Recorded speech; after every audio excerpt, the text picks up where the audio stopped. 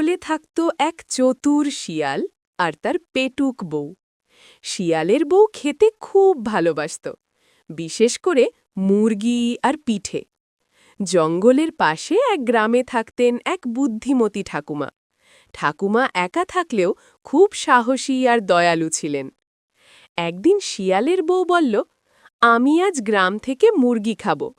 শিয়াল একটু ভয় পেলেও বউয়ের জেদে রাজি হল। আয় চল বনে ঘুরতে যাই। কিন্তু ভয় করছে, কিছু হলে? ভয় পেও না, আমি আছি তো। ঠিক আছে, চলো। তারা চুপি চুপি গ্রামের দিকে রওনা দিল। ঠাকুমা তখন উঠোনে বসে পিঠে বানাচ্ছিলেন। গরম গরম পিঠার গন্ধে শিয়ালের বউয়ের জিভে জল এলো। সে বলল, মুরগি না পেলেও পিঠে চলবে। শিয়াল সাবধান করে দিল, সাবধানে যেও, ঠাকুমা কিন্তু খুব বুদ্ধিমান। কিন্তু বউ কিছু না শুনেই উঠোনে ঢুকে পড়ল। মুরগি না পেলেও পিঠা চলবে। হ্যাঁ, পিঠা দারুণ। সাবধানে যাও, ঠাকুমা কিন্তু বুদ্ধিমান। ঠাকুমা সব দেখছিলেন, কিন্তু কিছু বললেন না। তিনি মনে মনে একটি বুদ্ধি আঁটলেন। শিয়ালের বউ লুকিয়ে পিঠা চুরি করতে গেল।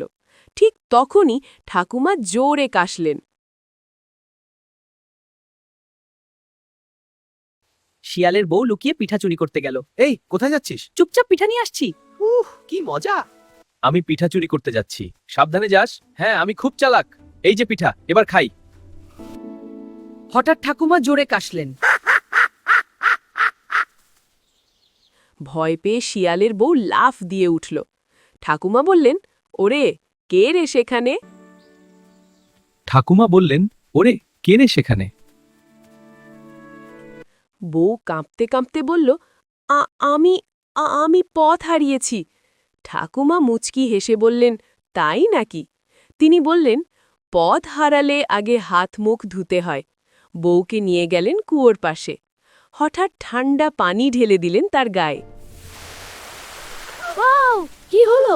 আমার গায়ে পানি, বউ কাঁপতে কাঁপতে দৌড় দিল জঙ্গলের দিকে। শিয়াল দূরে দাঁড়িয়ে সব দেখছিল। বউ ফিরে এসে বলল, ঠাকুমা খুব চালাক, কিন্তু পেটের ক্ষুধা তখনও যায়নি, তাই পরদিন আবার যাওয়ার পরিকল্পনা করল।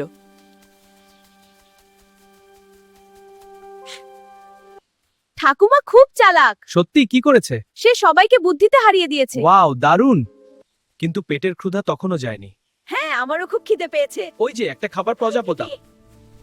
পরদিন আবার যাওয়ার পরিকল্পনা করলো। হ্যাঁ, এই জায়গাটা খুব সুন্দর। ঠিক বলে, চলো আবার আসি। এবার তারা রাতে গেল, কিন্তু ঠাকুমা আগেই ফাঁদ পেতে রেখেছিলেন। পিঠার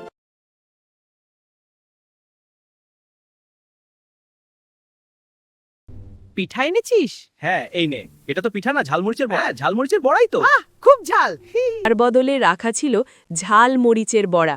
শিয়ালের বউ না বুঝেই বড়া খেয়ে ফেলল। ঝালে তার চোখ মুখ লাল হয়ে গেল। সে চিৎকার করে দৌড়াতে লাগল। ঠাকুমা হেসে বললেন, লোভের ফল এমনই হয়। শিয়াল লোভের ফল এমনই হয়।